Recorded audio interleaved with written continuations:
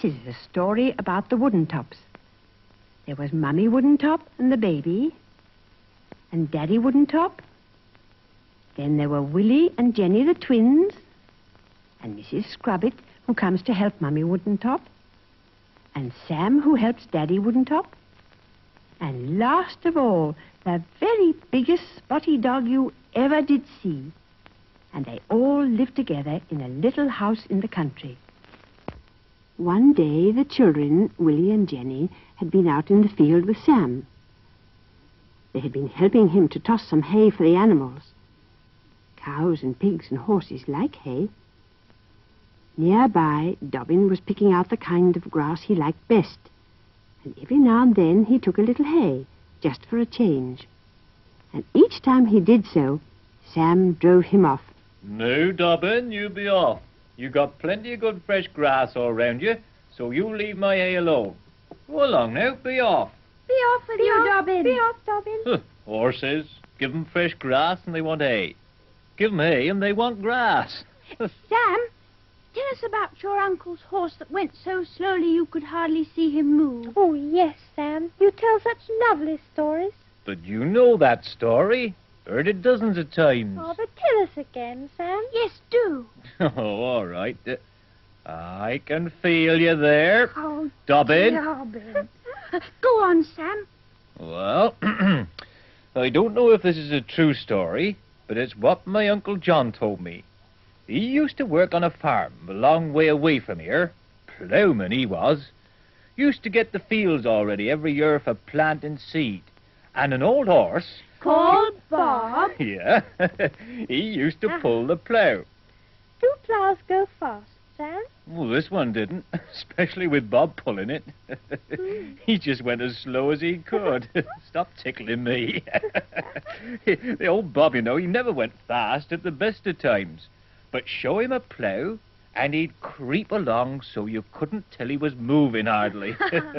Oh, Dobbin! He's not eating the straw. Let him stay. He wants to hear the story. Don't you, Dobbin?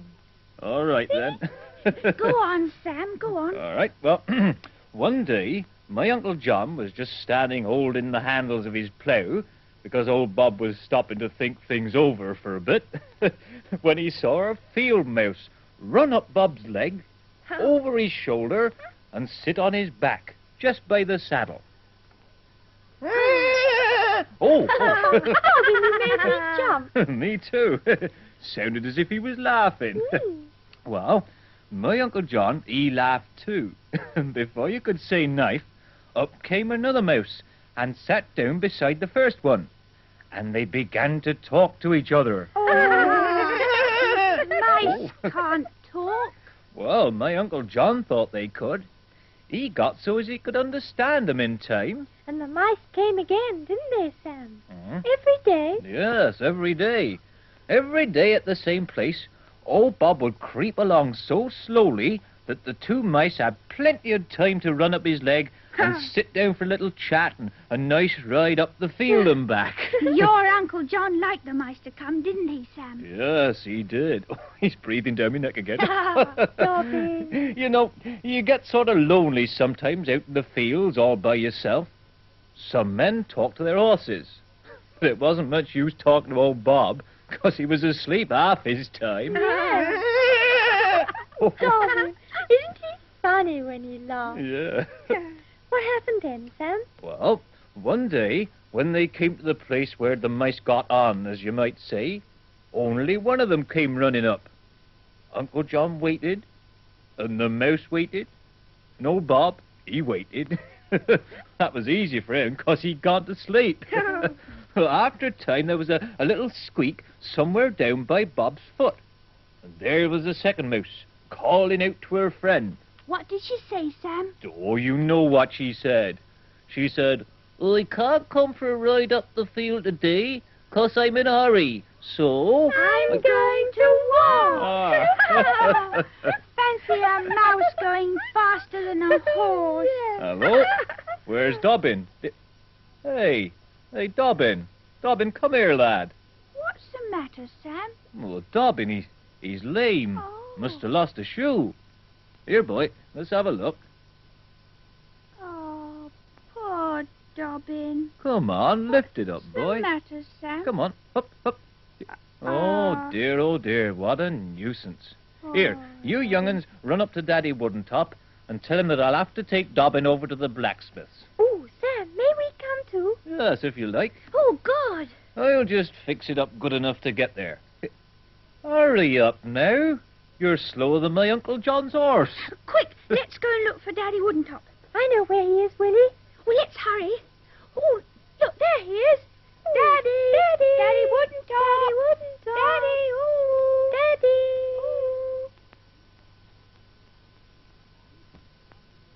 So Sam fixed Dobbin's shoe on well enough for him to walk into the village to see the blacksmith. And by the time the twins got back, he'd nearly finished.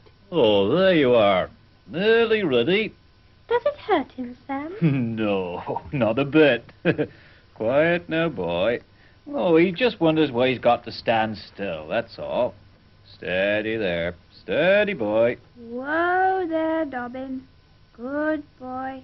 Does he know he's going to have a new shoe, Sam? Well, I don't know about that, but he'll soon know when he gets it. But why does he have to have a new shoe? Oh, he's lost a nail. Look, that one there. Oh, yes. So the shoe's loose. It's worn, too. Look. So it is. Do all horses have to have shoes, Sam? Oh, no. No, not little uns. They only run about in the fields and play on the grass. That's soft, you see, and doesn't hurt their feet. But when they have to walk on rough ground or go on the roads like Dobbin, they need iron shoes. And if they didn't have iron shoes and had to walk over stones, they'd hurt their feet, wouldn't they, Sam? Yes, my dear, they would. Then they couldn't walk properly. I'd rather be a little horse and run about in the fields without any shoes at all. Like in the song. Shoe the little horse and shoe the little mare and let the little colt run bare, bare, bare. Shoe the little horse and shoe the little mare and let the little colt run bare, bare, bare. What's a colt, Sam? A colt? Well, it's just another name for a baby horse. Now, we're all ready. Come on, Dobbin. Gee up, Dobbin. Gee up, Dobbin. Gee up. Shoe the little horse and shoe the little mare. So off they went to the blacksmith's, and they'd hardly got as far as the lane before Spotty Dog came rushing along. When he saw no one, he was quite surprised, and he was rather cross to think they'd all gone off without him. So he sat down on the grass and lifted up his head and began to howl.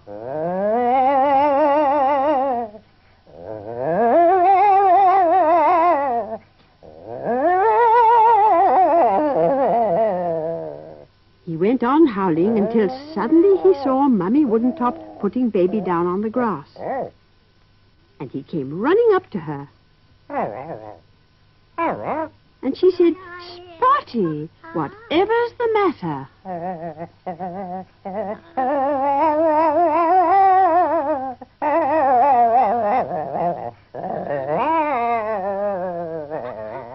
Oh, poor Spotty.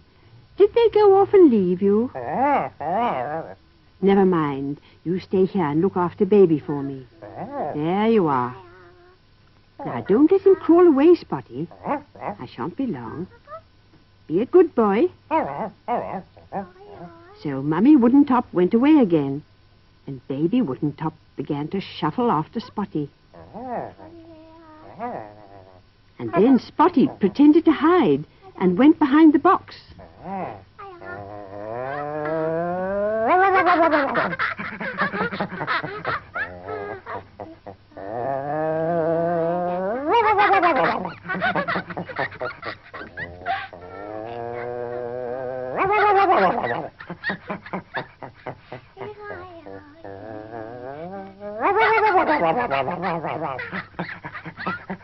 He was really playing peep-bo with the baby, but he had to bark because he couldn't say peep-bo.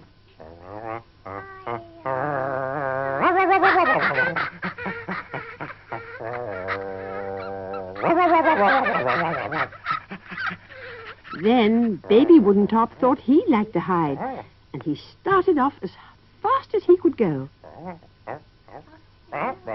But Spotty ran round and stopped him from going too far. So the baby turned another way. But it didn't matter which way he turned, Spotty Dog was always there to stop him from getting lost.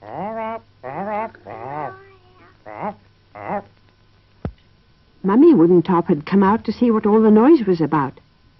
And when she saw how happy they were, she went away.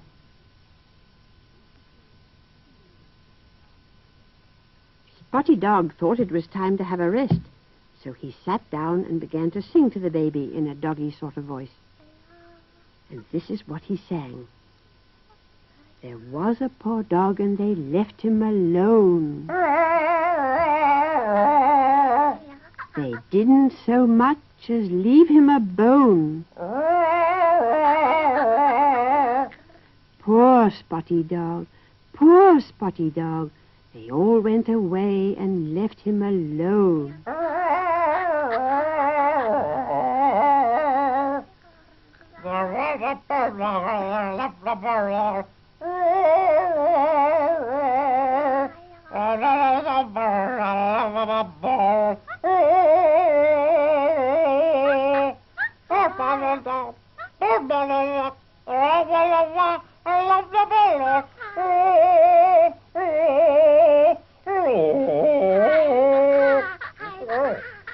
When Mummy Woodentop came back, she said, "Thank you for looking after baby Spotty. You're a very good dog." And she sat down and sang too. There was a poor dog and they left him alone. They didn't so much as leave him a bone. Poor Spotty Dog, poor Spotty Dog. They all went away and left him alone.